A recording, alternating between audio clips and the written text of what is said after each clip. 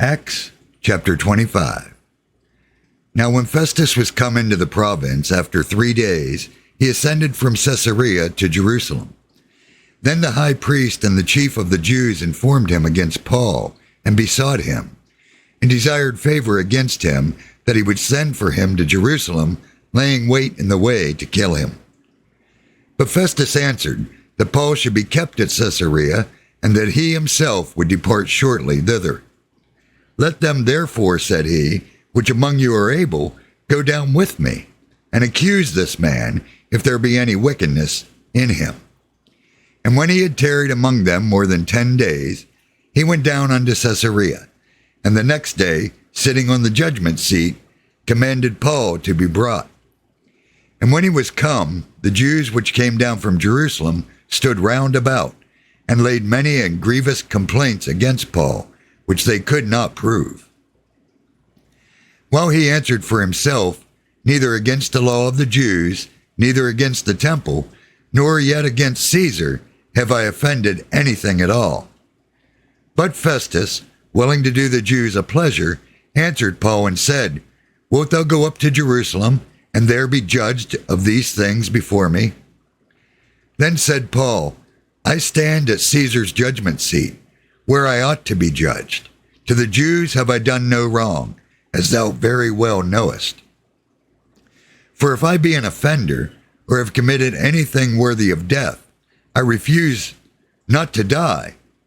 But if there be none of these things whereof these accuse me, no man may deliver me unto them. I appeal unto Caesar. Then Festus, when he had conferred with the council, answered, Hast thou appealed unto Caesar? Unto Caesar shalt thou go.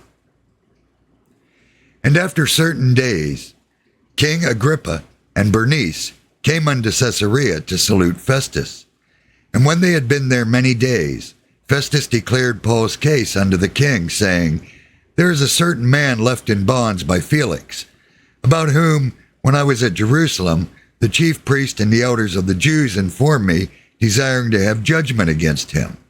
To whom I answered, It is not the manner of the Romans to deliver any man to die, before that he which is accused have the accusers face to face, and have license to answer for himself concerning the crime laid against him.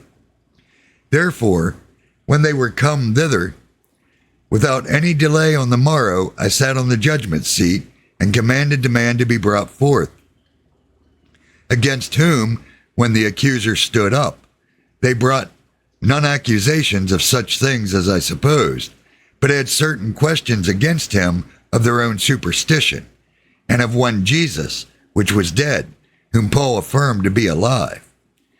And because I doubted of such manner of questions, I asked him whether he would go to Jerusalem, and there be judged of these matters. But when Paul had appealed to be reserved unto the hearing of Augustus, I commanded him to be kept till I might send him to Caesar. Then Agrippa said to Festus, I would also hear the man myself. Tomorrow, said he, thou shalt hear him.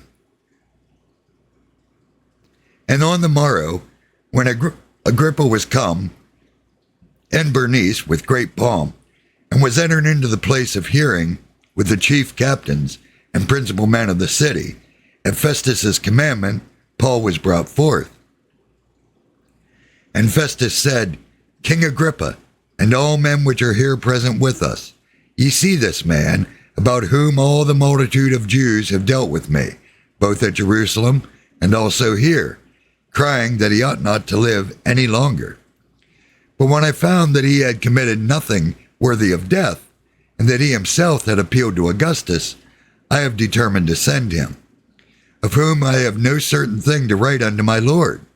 Wherefore I have brought him forth before you, and specifically before thee, O King Agrippa, that after examination had, I might have somewhat to write. For it seemeth to me unreasonable to send a prisoner, and not withal to signify the crimes laid against him.